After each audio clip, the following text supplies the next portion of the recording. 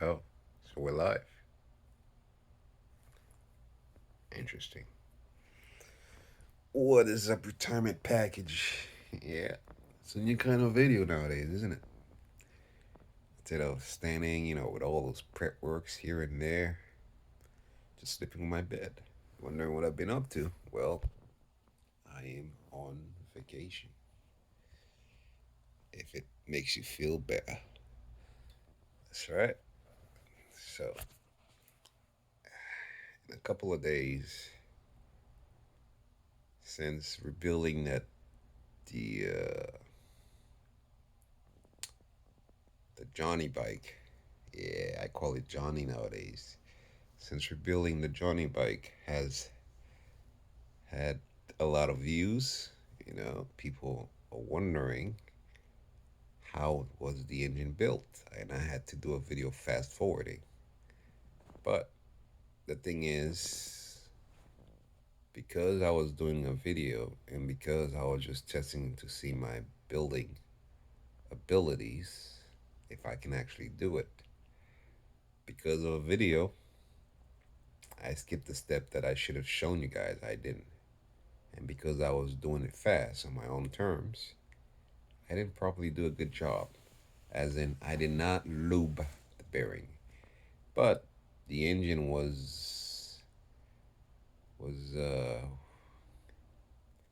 can't say seized because a seized engine means that the crankshaft is not moving, but the bearing broke. So when you have those metal shaving all around the engine, when you have those metal shavings, the the bearing end up being not that good. You know, they're not good. So what I ended up doing is I put back the same bearing. I didn't need to lubricate it because there was oil in there, so the bearing was constantly moving in a boil of oil, so there was no need to lube it.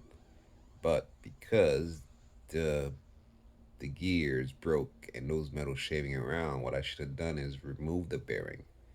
So the engine was built around 4,800 miles. The bike is now at around 5,600 miles.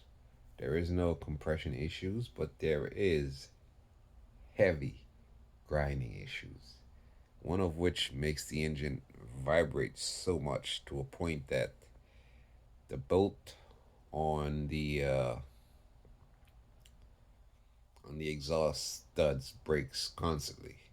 I repair it all the time. I even one point I came up with a solution of putting zip ties. You won't believe it. The bike's frame is actually built to just install the exhaust with zip ties. Boy, was that much of a fun. But yeah, I put zip ties on it, just making it run as it is. Yep. And then, if you think that was bad enough, the whole thing starts breaking. I got that rear axle bolt that kept on breaking. The one that holds the frame and the shock absorber kept on breaking. I replaced it at least 2 times now, and I have a final bolt that I'm gonna replace, and I don't want to keep buying it. That's why I'm rebuilding the engine. But that's not the worst part. I could have done this my whole life. Kept on replacing the bolt and zip tie the exhaust. That was nothing until my radiator bracket starts falling apart. Now that is a striking no-no for me. Even though I could pay welding it, but that's not something I can fix. I have to actually take off the radiator, drain the coolant, or if I don't want to, just bring the bike to a shop and have them put the ground and then just tack weld it and then zip weld it and put it back together. I can do that. It's just that because now parts of the bike starts falling apart, and these parts are needed for the bike to run at peak performance, whereas the exhaust was just a piece of a component that could just patch up and the bike will still be ready to go. Or even the axle bolt or just another piece of component, I could just put back another one and the bike is ready to go. But the coolant, however, the radiator, the bracket of the radiator is a big no no. So I realized enough is enough. enough with that vibration stuff. And my hand is very strong. I would hold the handlebar and I can feel the vibration. And then you have my poor legs, that's vibrating like that, like chicken. Oh man, this is crazy. You won't believe the thing I've been through with that bike. And I automatically sees the problem. It was my mistake that I just replaced the gears and not replaced the whole bearing. And then because now there is a grinding noise, first the crankshaft is untrued. You you should Google what untrued crankshaft is. Second, there might be a possible case crack. Yeah, because if the crankshaft is untrued, it's gonna run like this, and the crankshaft is being held by two bearing, one on the left, one on the right crankcase. There's no way a crankshaft would run like that without the case being cracked somewhere. That's my math. So, in a couple of days, I'm going to rebuild the whole engine. This time around, I'm going to do a good job. This time around, I buy both cases with the bearing. I buy the whole piston chamber brand new. I buy the whole valve chamber. Well, the way I bought the valve chamber is I plan on to putting the springs and the shims and all that, transfer the old one to the new one. I just bought the case because the one on the bike, the exhaust stud is broken to a point that I try to remove it and extract the screw and it's even more fucked up. So there's nothing I can do about it. So I had to buy that, just transfer the thing that makes it work to the new one. Technically, I buy the middle of the engine, right? All I had to put is the cover now. I had to put the top cover, the left cover, and the right cover. And in the event of that engine, I also broke I messed up the thread of the starter motor. So my starter motor has three, uh, three screws, but that's nothing. I could have lived with that forever. But yeah, having that case brand new now, my starter motor is gonna have four screws. Yay! Yeah. But yeah, now before I install this, I am in fact going to change the bolts. I did end up when the bike was moving back and forth crazy with the crankshaft, and I didn't know it was a crankshaft. It did end up damaging the factory bolts, like stripped thread. And I went to Home Depot. I even created washer techniques to put that in between just to make sure I can tighten that space enough. But yeah, I can use the same thread that's on the engine, but just to be on the safe side, I'm gonna use new thread on it. I'm gonna bolt them all the same way with the new thread. I don't need to change the nut, but I do need to change the bolt. But yeah, this time around, I want to make sure that the one thing that I did wrong on that video is I mentioned this thing was tight even if you put it on neutral. I can't spin with my hand. That's actually not true. You can build an engine and put it on neutral and spin the gears with your hand. It won't turn freely, but it should be able to turn with your hand. So that shows you that everything was seized right away and that engine shouldn't have been running at all. It should have been taken apart after the building job and then fixed before it was running. But there was no damage to me, which could have been a lot of damage. Imagine that.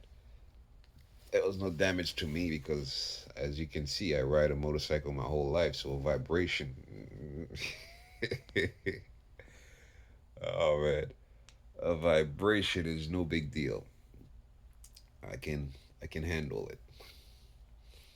And in the event of that, it ended up breaking my shield. I did buy a full complete shield for like a frame, like a crash shield for the bike. It did end up breaking it.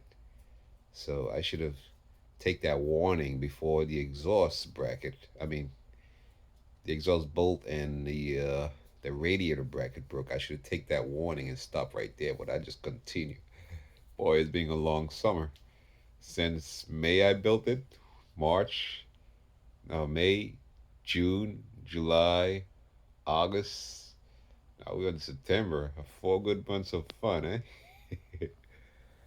So yeah, as in for the LaFawn bike, there was no problem with the engine. If there is, now I'm gonna take note of whatever happens there. I have to change all the bearings once I removed it because those metal shaving around, oh, forget. And if I can change that crankshaft too upon removing that engine, I'm gonna do it because I'm not gonna risk of doing that job twice. I can use the same piston; it's not gonna have any effect on it. But there is a rule of thumbs: you should not do an engine's job piston twice after you rebuilt it. You can open the engine up, put the part piece by piece, clean the piston, clean the rings and everything, but that's only allowed to be done once. Because what you're doing is that the piston has a ring and it's got a spacer. So over time, when the ring is going back and forth, there is a line on the chamber. Boy, that right eye. There is a yeah, there is a line on the chamber. So the factory would have put it somewhere. And then when you're doing it, you're following the manual book to put it the right way. So you got two lines now. It could be close line, it could be apart, could be somewhere, it could be anywhere. So it would lose a little bit of compression. You will see it. You'll see the effect of it. But it'll still start the bike. Then you do it a third time, which is a no because now you got three lines. You understand? So that's why it should only be doing once. I had to buy that. But yeah, if I should end up building the Lafon V twin, I'm in fact not gonna buy the piston. I'm just gonna clean it and deal with it. But if I should do the job twice, the second time I'm gonna buy the piston. Now, whereas I can get part easily and cheap for the Johnny bike, the Lafon, forget it. It's not an easy bike. So far, I can get the crankshaft. I cannot get the gears. I don't know how I can get the crankshaft, but it's available. I've seen it to my sources. What else?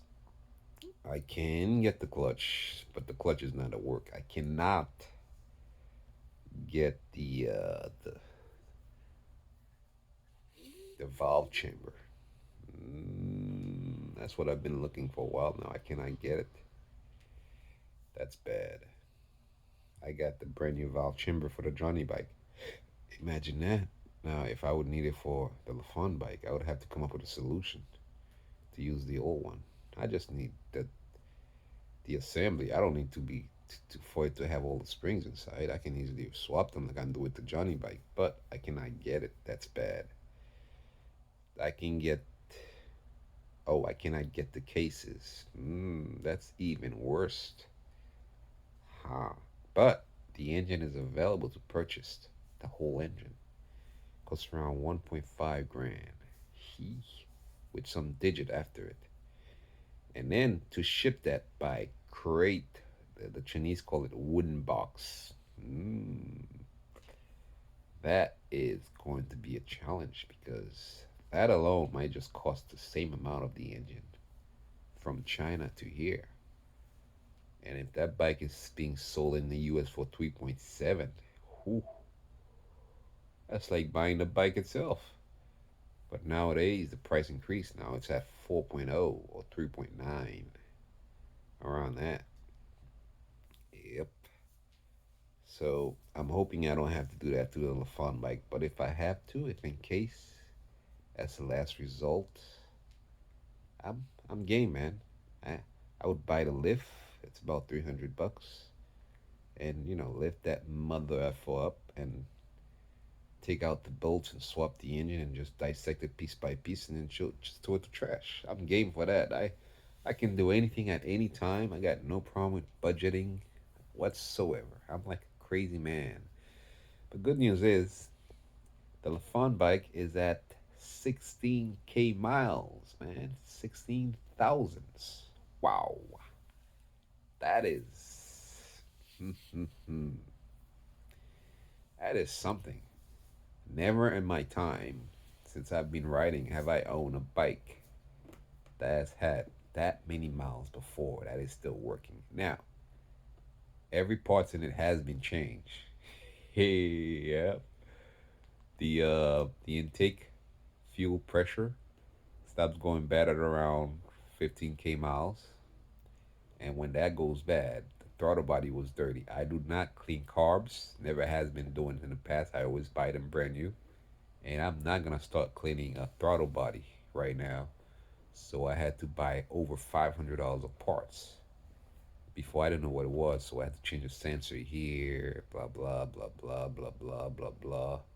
Until finally that intake thing, when I removed it, it was clogged beyond repaired. Then I change it, and I see the throttle bodies, dirty with a bunch of carbon here and there. Change that too, and voila. Yep, and that fixes it. Then you got the front wheel tire. Change that. 2 years now. Start having like scuff marks. So they have a way. They have a way. I forgot what you call that. Tire marks, tire scuffs. What do you call that? I forgot. I'm not a real mechanic, guys. I'm just a technician. Hey, oh, you thought I was a mechanic? You must be joking. Have you seen my video? Like I set the parts like random. I often says to rubber here. I don't talk like a mechanic. A mechanic is more precise and more serious. They got to sharpen all that. Me, I just got some tools. And that thing right here, that's what I got.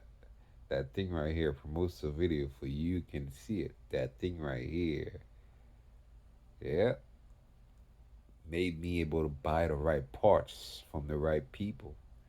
That thing right here confuses people, as in me being a legitimate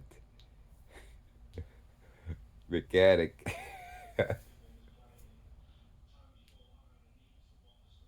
So, yeah. Now, I'm gonna leave you boys and girls until that video is up live. And that's about it.